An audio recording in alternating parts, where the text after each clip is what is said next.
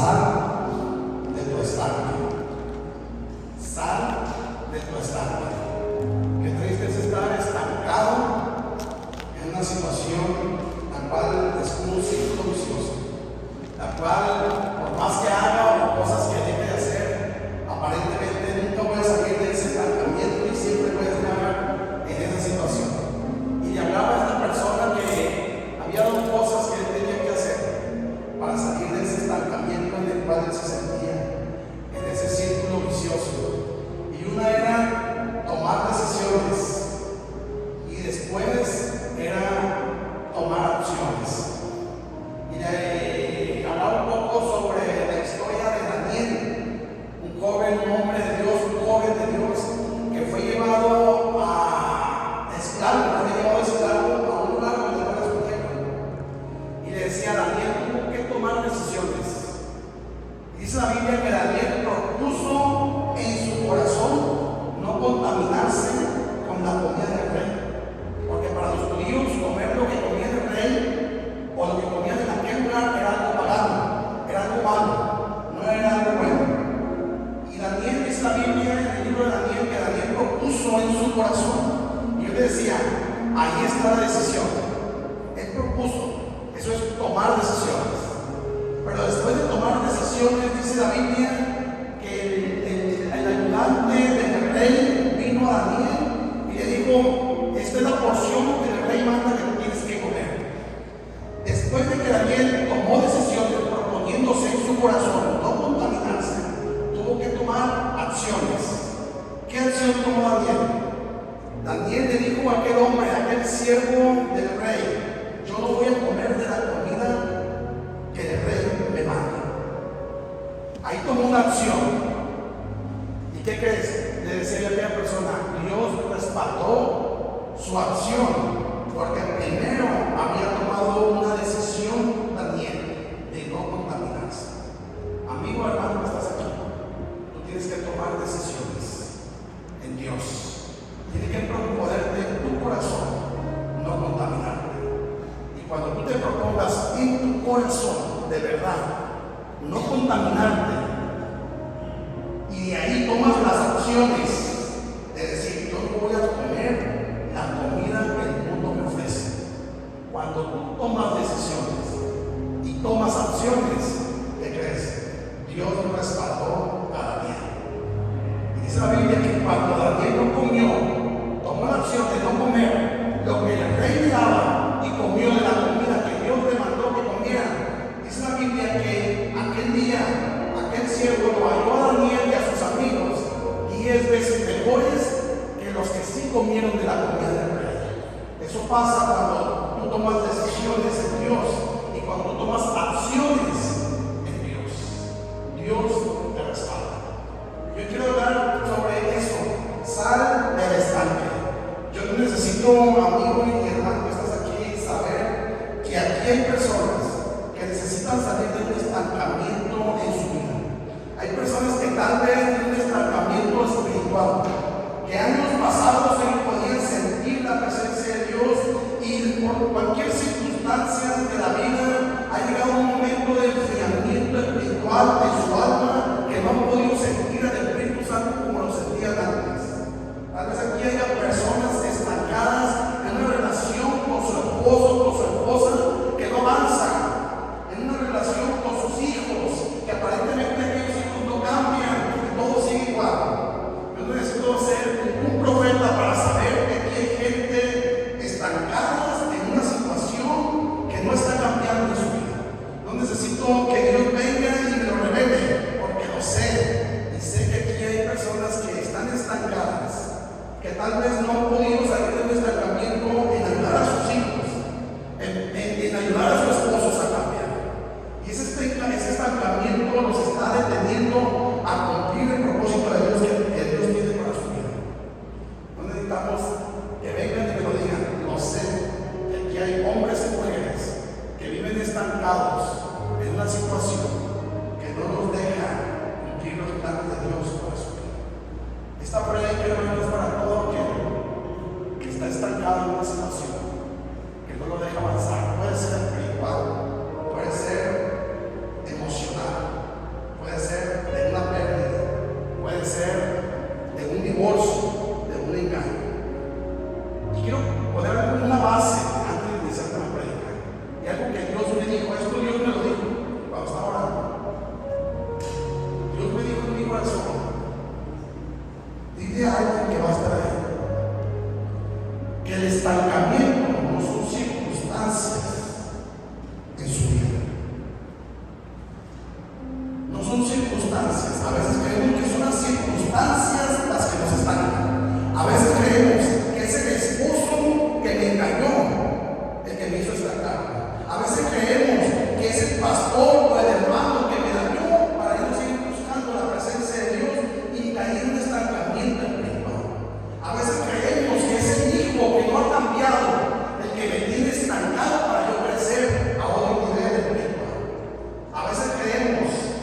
aquello que pasó en nuestras vidas lo que nos tiene estancados. Pero Dios me dijo, tiene alguien que va a estar ahí.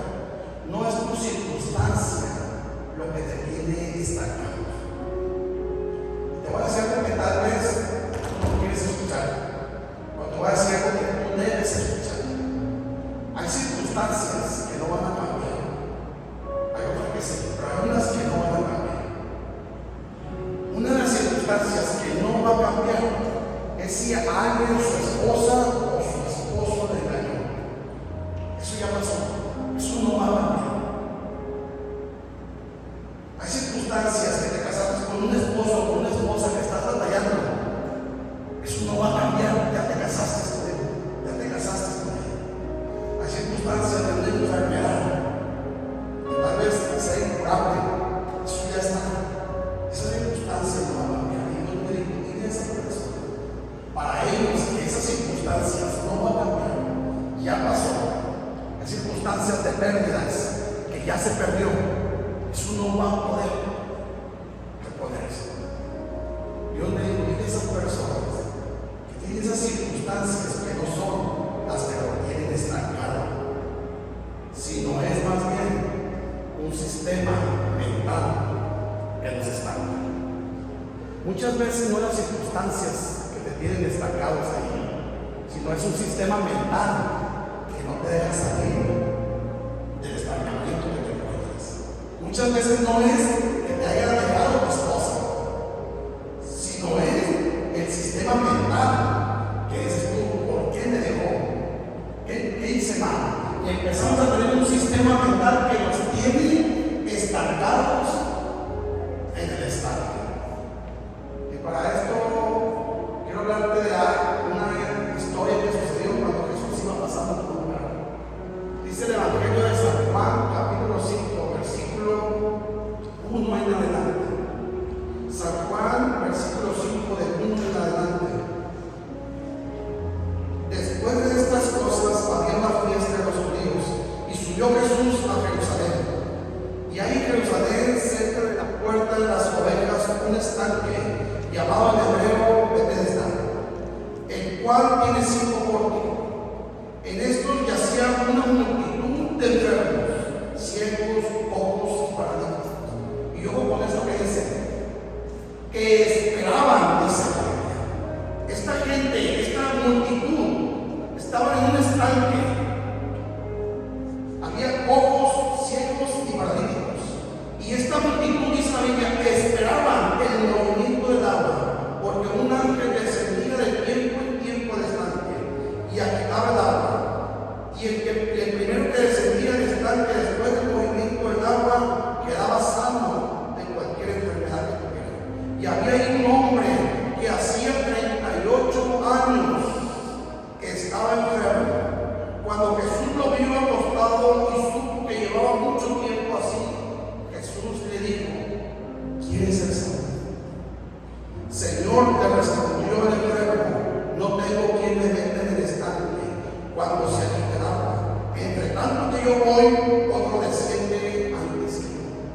Jesús le dijo al paralítico, levántate, toma tu lecho y anda. Y al instante aquel hombre fue sanado y tomó su lecho y anduvo. Y era día de reposo aquel día. Entonces los judíos dijeron a aquel que había sido sanado, es día de reposo, no te es lícito llevar tu lecho. Él le respondió, el que me sanó, él mismo me dijo, toma tu lecho y anda. Y anda. Qué tremenda historia. Al leer esta historia que Jesús iba pasando por aquel estanque, seguramente podemos algunos conmovernos. Hace mucho días sobre esta predicación y el predicador decía, qué bonita imagen de gente con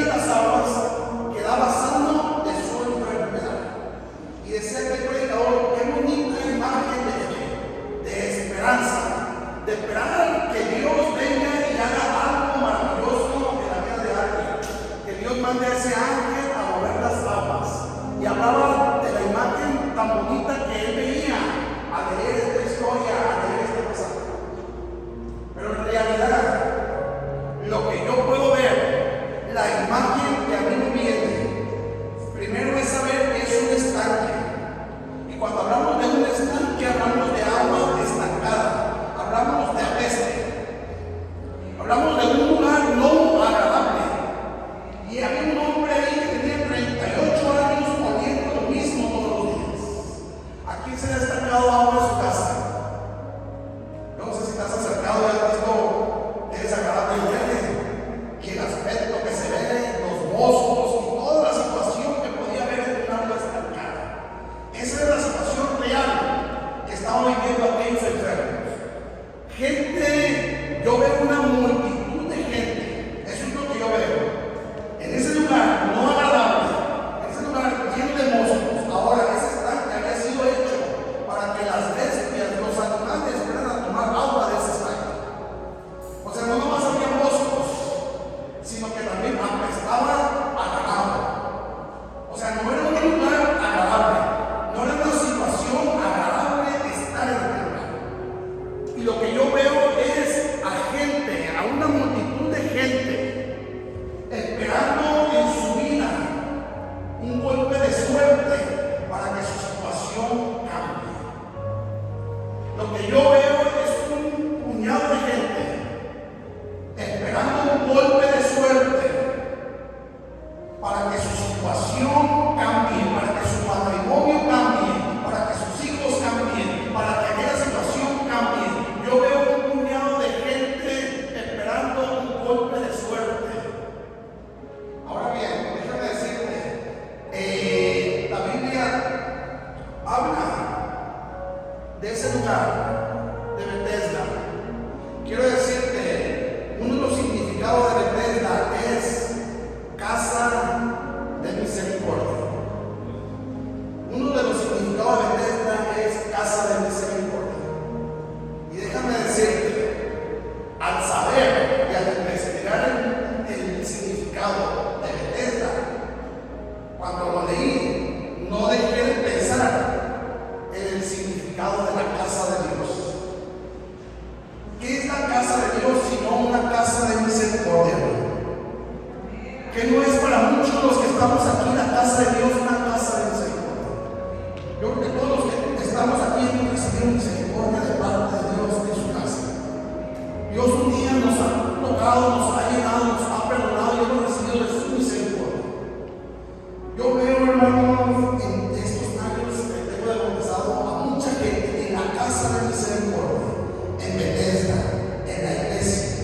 Veo a una multitud de enfermos viniendo domingo tras domingo y no cambiando nada, no saliendo sanos de este lugar. Veo a una multitud en la casa de misericordia, o sea, en la iglesia, viniendo domingo tras domingo y no cambia nada en su vida. Eso es lo que yo veo. Hermano, tengo 22 años en el camino de Dios. Y si algo he aprendido en la iglesia, es que hay mucha gente en la iglesia que viven toda su vida viniendo a la iglesia, a la casa de misericordia, y nunca cambia nada en su vida interior, en su vida exterior. No hay cambios en la vida de la gente, aún y vengan en la casa de misericordia. ¿Por qué, hermano? Porque no han salido del que estanque y creen y están esperando.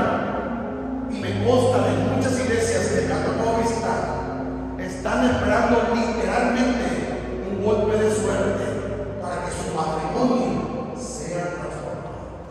Hermano, hay una iglesia, hay una congregación, hay gente que se me acerca y hay mucha superstición en las iglesias cristianas. El cristiano habla en contra de la superstición, pero se practica mucho en las iglesias cristianas la superstición, lamentablemente. Y me ha tocado ir a iglesias donde después de predicar hay gente que se me acerca y me dice: hermano, ore por mí, porque yo creo que a usted Dios sí lo escucha y a mí no. Esa es una superstición. Eso no es así. A él y a usted Dios también escucha. He platicado con hermanos líderes que dicen: hermano, estamos ungiendo las sillas con aceite para que se llenen de almas. Y yo pienso dentro de mí, lo que deberíamos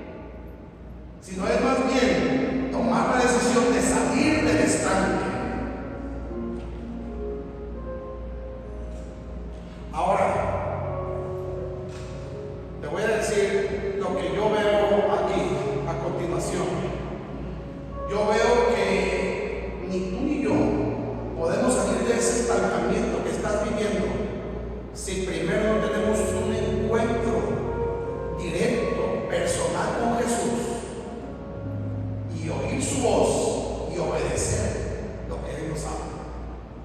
Yo veo que aquí y en tu vida y en mi vida no vas a salir del estancamiento si no tienes un encuentro personal con Jesús. Oye su voz y obedeces a su voz. Quiero hablar de 3 pasos y me gustaría que pongas atención a lo que Dios te habla si quieres salir de ese estancamiento, si quieres salir de esa situación que no ha podido salir, de ese matrimonio que no sabes cómo continuar, de esa frialdad espiritual que antes estabas encendido y que ya no has podido alcanzar ese nivel, de esa relación que está siendo tóxica, de esa pérdida que tuviste, cómo salir de ese dolor, de ese estancamiento que te llevó a esa situación. Y quiero hablar de 3 pasos para que tú salgas del estanque.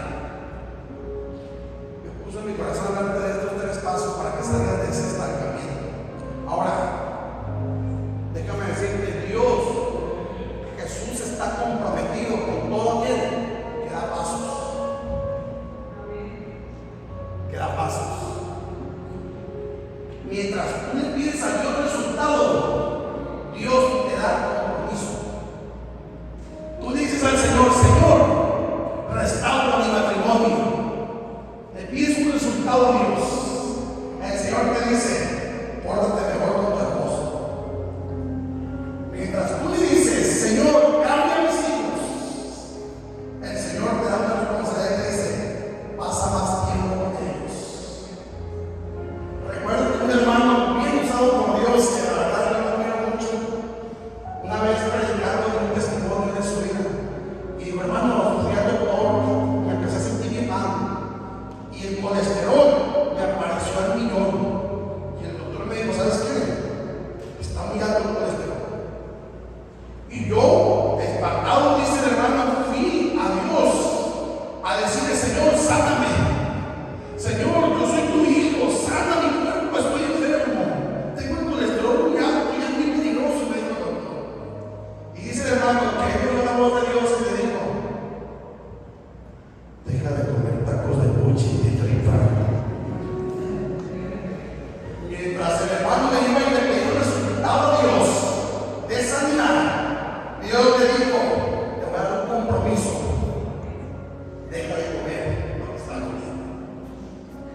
Porque mientras tú le pides a Dios sus resultados, Jesús te da responsabilidades para que tengas esos resultados.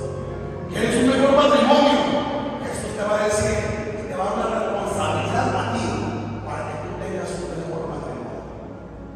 ¿Quieres unos mejores hijos? Jesús te va a dar una responsabilidad a ti y te va a decir pasa más tiempo con ellos, conócelos.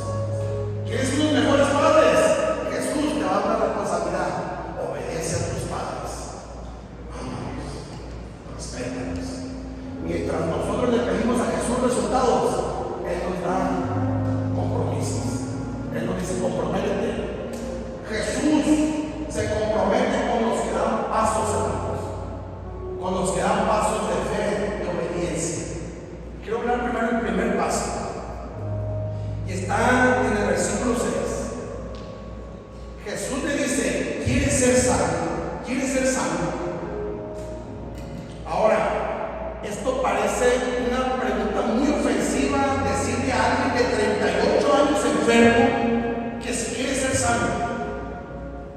Y cuando yo la leía hace muchos años, yo decía, qué pregunta tan fuera de lugar de Jesús. ¿Cómo Jesús se atreve a preguntarle a alguien que lleva 38 años enfermo, preguntarle que si quiere ser sano? Es una pregunta ofensiva. Ahora, si yo te dijera, ¿quieres que tu matrimonio sea diferente? ¿Quién levanta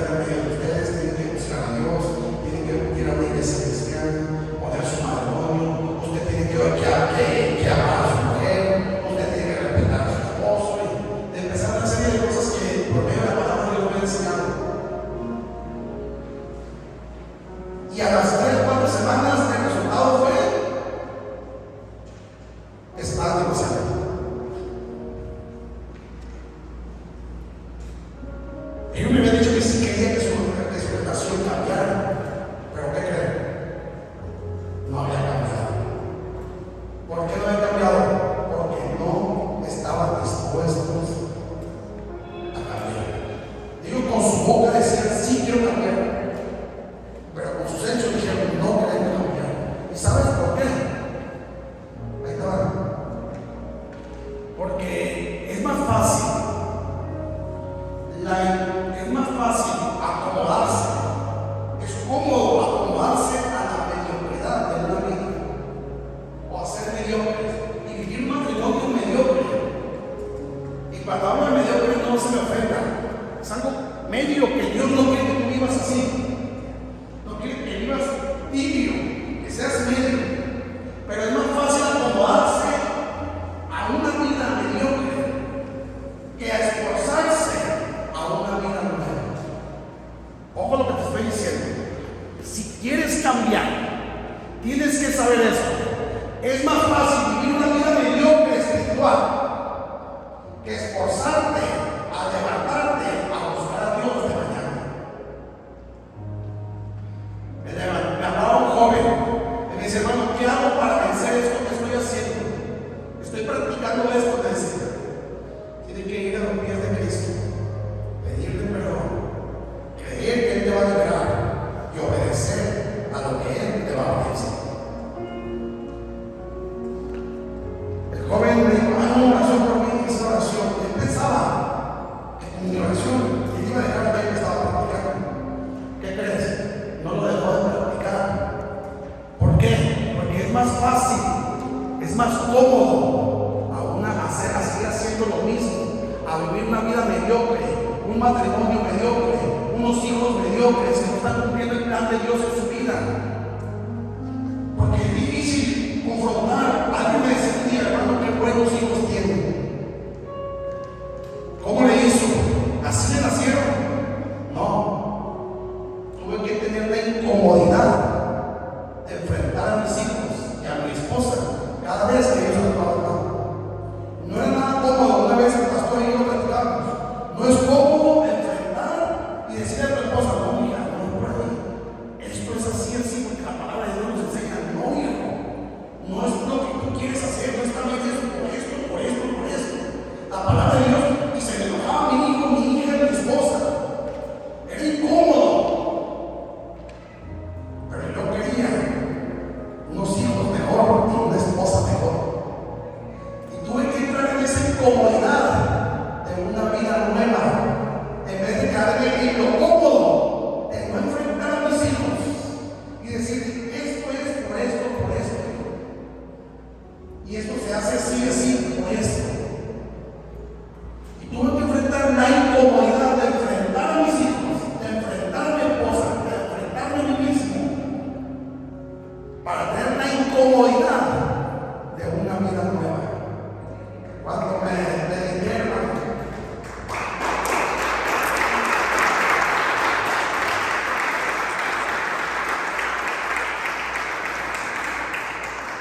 cuando empezamos a ver a Dios de una manera muy diferente, en el año 2012,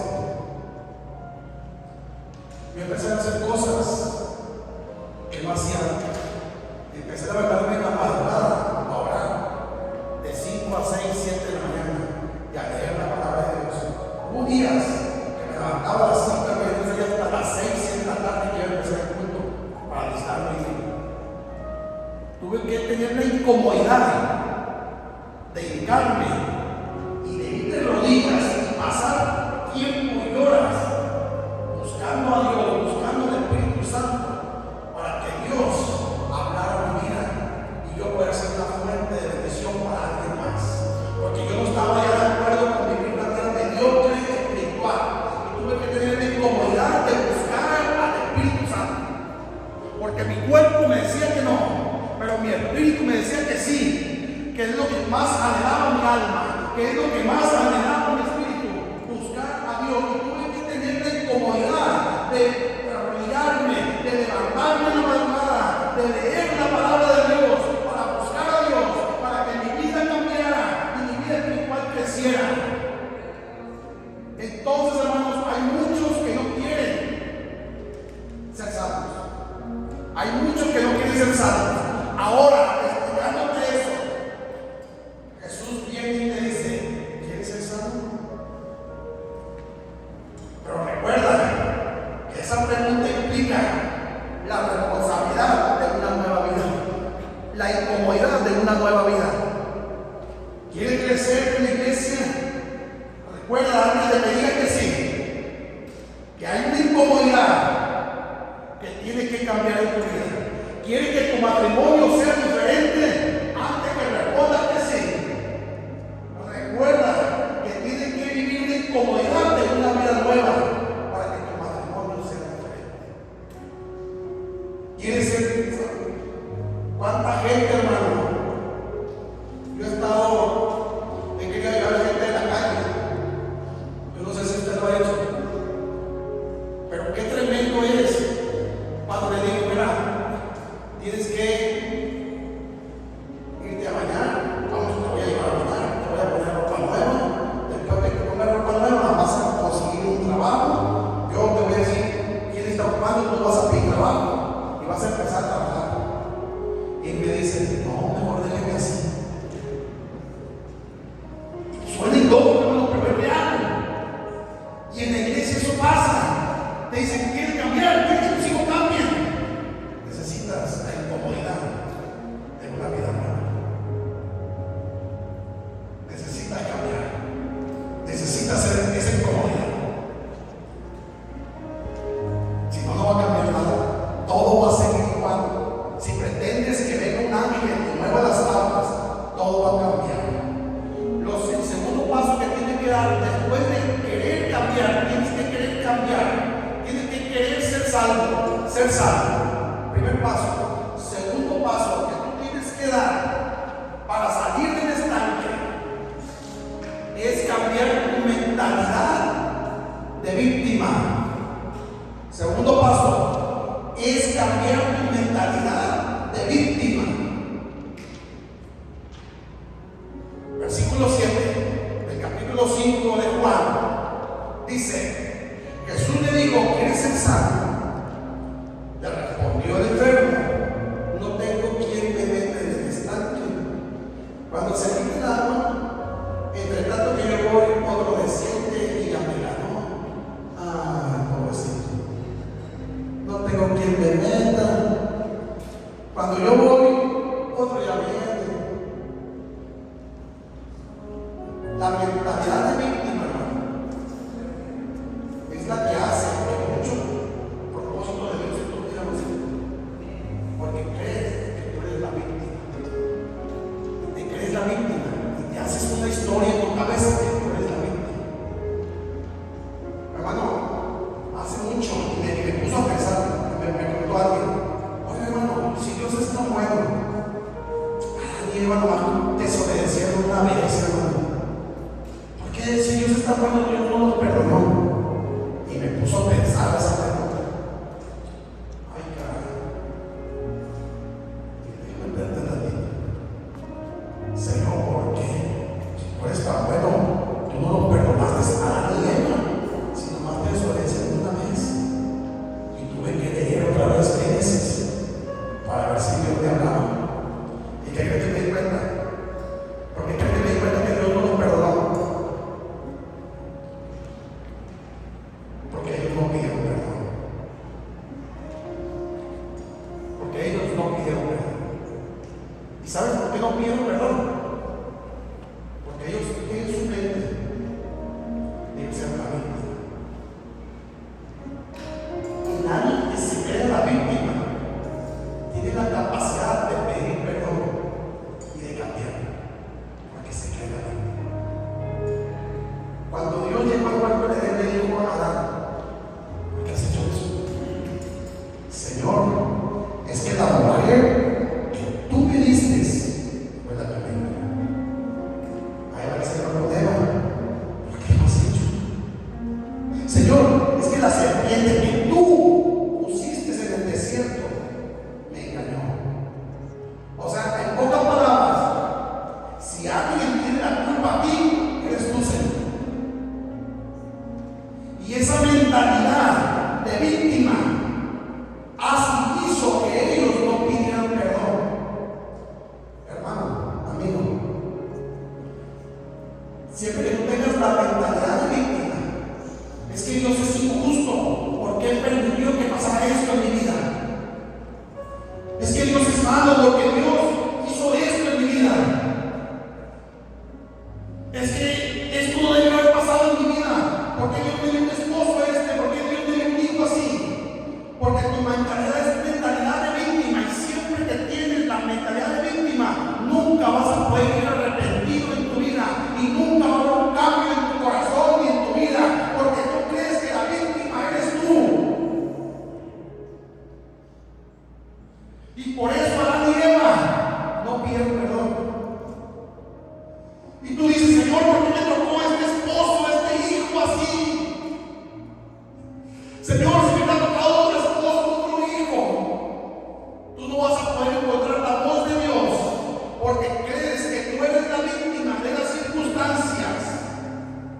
Pero la verdadera parálisis que hay en tu vida no es que eres cojo, no es que eres manco, no es que eres ciego, mudo, es que en tu mente tú eres la víctima y por eso estás estancado en el mismo lugar.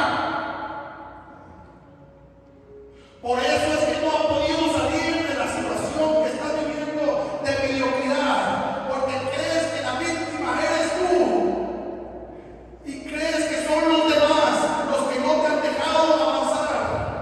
Crees que alguien más tiene la culpa y por eso no avanzas. Pero quiero leer del maestro Mateo 16. Mateo 16, 21.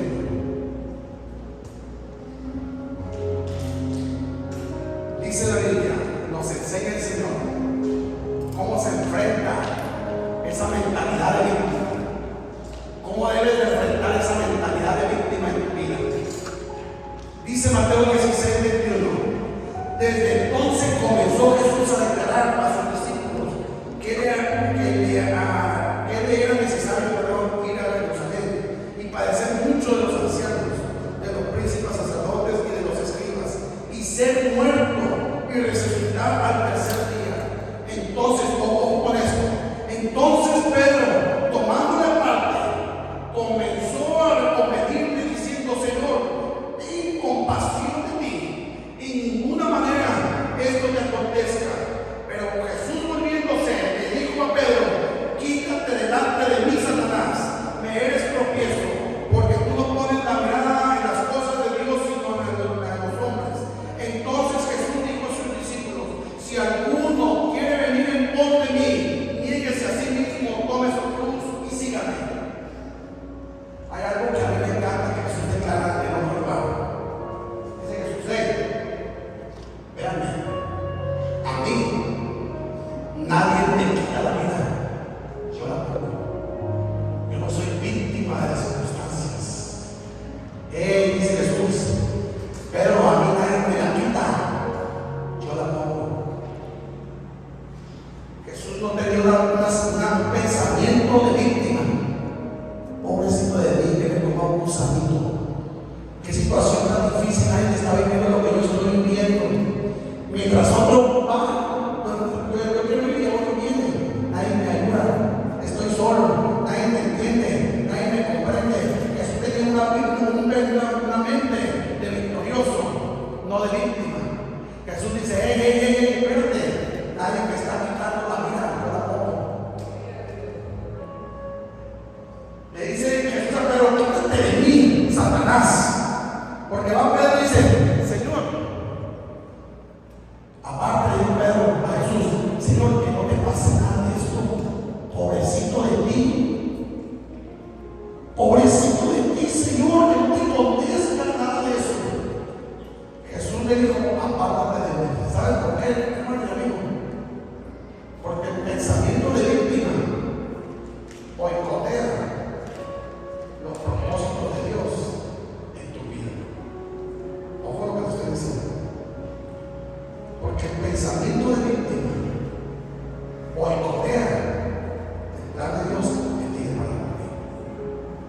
Ese pensamiento de víctima hace que no te dejas salir de esta vida, porque te crees la víctima y está boicoteando el plan de Dios que tiene para ti.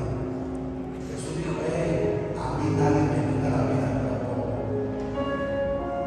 Pero ese pensamiento de víctima que tienes tú quiere boicotear mi propósito de ir a la cruz del Calvario por amor a los demás. Qué triste, hermano, que en las iglesias hay ese pensamiento de víctima y no crece espiritualmente. Es que yo no creo porque el pastor no me da más oportunidades.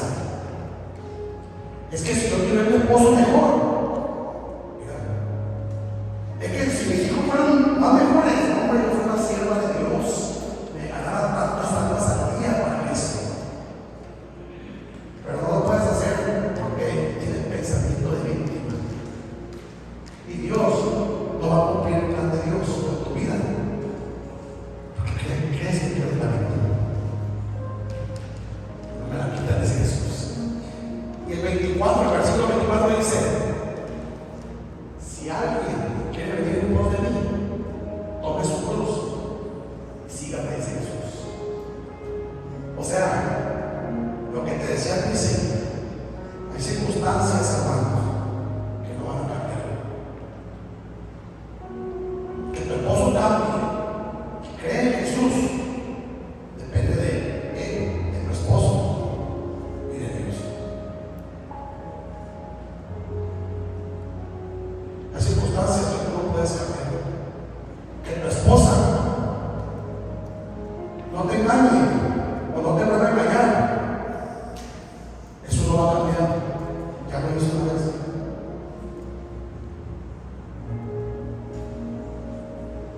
Aquella relación que perdiste, aquel ser querido que perdiste, eso no va a cambiar.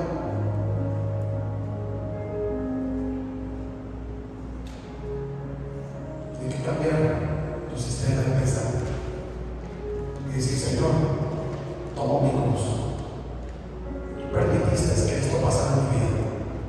Tú permitiste que mi esposo hiciera esto. Tú no querías hacerlo, pero tú permitiste porque quieres hacer algo de él. Pero a mí nadie me quitó a mi esposo, a mi esposa. Así fue lo que yo decidí.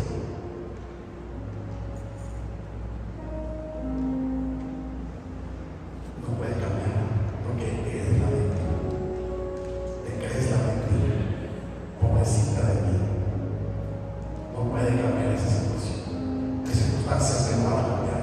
Y Jesús dice: toma tu cruz y vamos, sígueme. Eso no va a cambiar de él. Esa situación ya pasó. Es puro raro lo que estoy diciendo. Hay otras circunstancias que sí van a cambiar, pero hay circunstancias que ya no van a cambiar. Toma tu cruz y no te compadezcas a ti mismo, sino sigue a Jesús. Lo tercero, el tercer paso: oye la voz de Jesús y obedece. Jesús le dijo: cabezón, no te pregunté que si cómo lo voy a hacer, te pregunté que si quieres ser sano. Y aquel cabezón contestó: Señor, no tengo quien me ayude. Yo no te pregunté eso.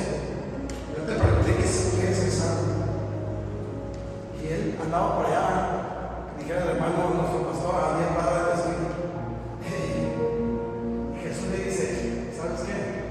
Toma tu lecho y anda. El tercer paso es oír la voz de Jesús y obedecer a esa voz.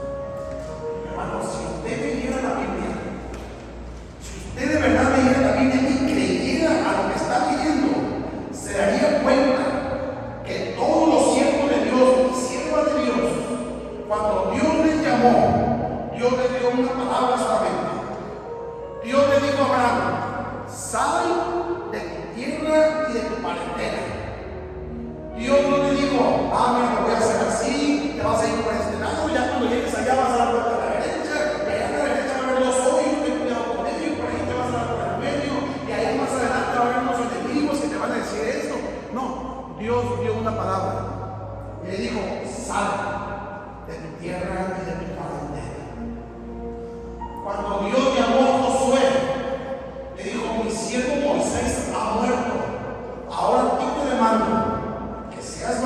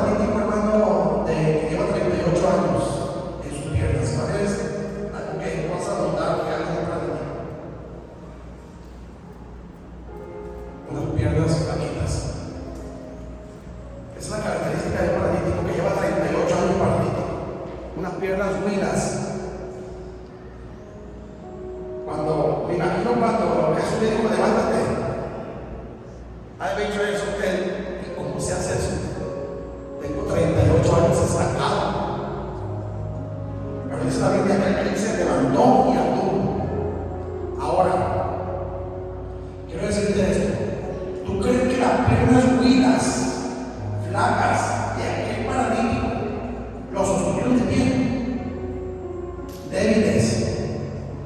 ¿Tú crees que esas piernas unidas, débiles, placas, iban a detener a un paralítico de 38 años? Lo que sostuvo de pie al paralítico fue la palabra que Jesús había dado. Quiero decirte que cuando viene la palabra de Jesús a tu vida, lo que te va a sostener es su palabra.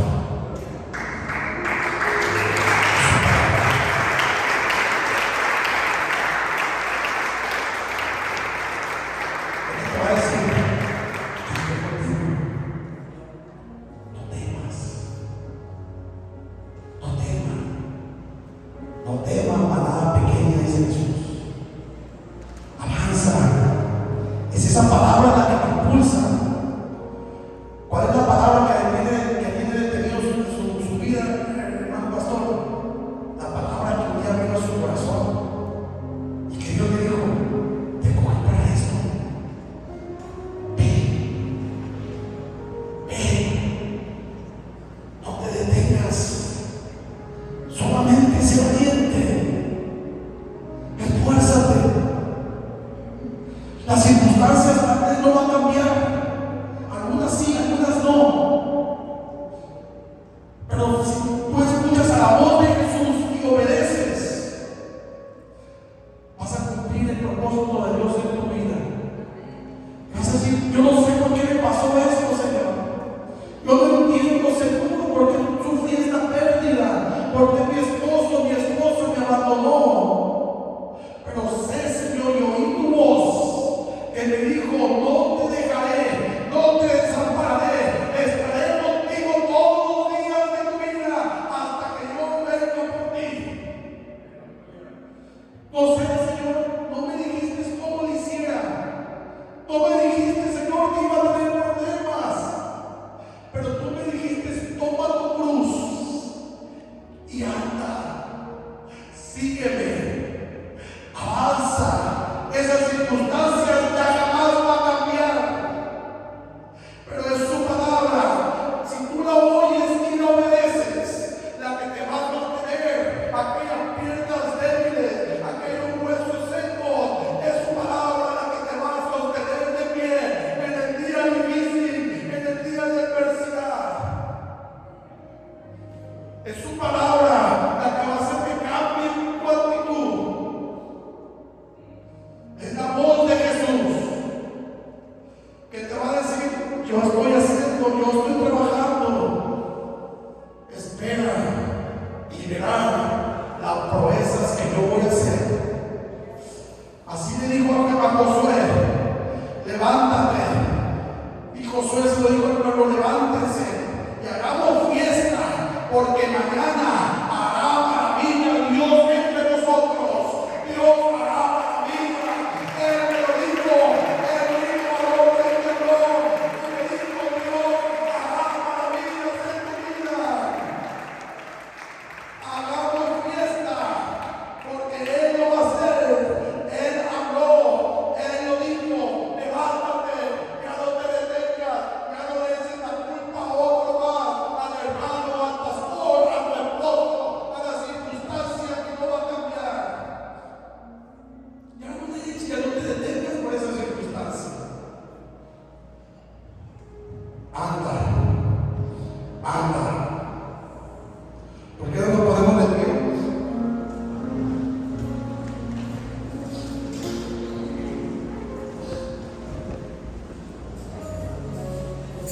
Dice, y con esto quiero terminar lo que se acomodan los músicos. Dice una historia que me encanta, que hace mucho de hablando de Alejandro Magno, un hombre que pasó la historia. Alejandro Magno, ¿quién no ha escuchado de Alejandro Magno? Fue un libertador, un guerrero, estratégica, tenía muchas virtudes. Dice la Biblia que cuando él fue a un lugar a conquistar la tierra, llegó a un lugar para conquistarlo y resultó, ojo con eso que te voy a decir, y resultó que cuando llegó Alejandro Magno con su gente a conquistar, a pelear una guerra para conquistar ese territorio,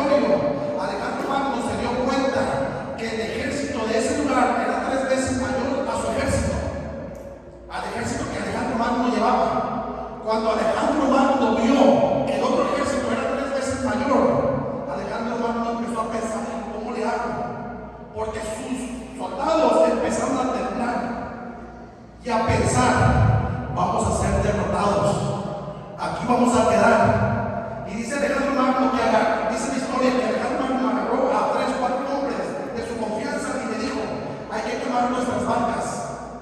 En las barcas que ellos habían llegado por agua, dijeron: hay que quemar nuestros barcos. Y cuando quemaron, Alejandro Magno botó todo su ejército y les dijo: mire, la situación es esta. Ojo con esto, porque trae una enseñanza. La situación es esta: el ejército contrario nos multiplica, son 3 veces más que nosotros, pero ya quemamos las barcas, ya hay una manera de volver en las barcas a tu casa. Si tú quieres volver a ver a tu esposa, a tus hijos y volver a tener las propiedades que tenías, hay una cosa nada más: tenemos que vencer al enemigo y agarrar las barcas de ellos y devolverlos. Y dice la historia que Alejandro Magno salió victorioso y venció a aquel gran ejército, porque estaba aquí. Ellos dijeron: yo quiero volver a ver a mis hijos, yo quiero volver a ver a mi esposa, y pelearon con todas sus fuerzas y vencieron al ejército, porque dijeron: si ya quemamos nuestras barcas, las únicas barcas que quedan son las de nuestros enemigos, y para tomarlas tenemos que vencerlos. Hermano, a mí me trae la enseñanza cuando la leí hace tiempo. La única manera de salir del estanque no es que te salga un pie si eres cojo, porque la parálisis más grande no es la cojera, sino es el sistema mental que tenemos. La única manera de salir de ese estancamiento es venir a los pies de Cristo, oír su voz y obedecer. Si alguien quiere pasar a este lugar, lo puede hacer y decir: Señor, si tú quieres ser sincero con Dios y decir: Señor, estoy pasando este estancamiento en mi vida, tal vez sea espiritual, tal vez no has sentido el Espíritu Santo como lo sentías antes,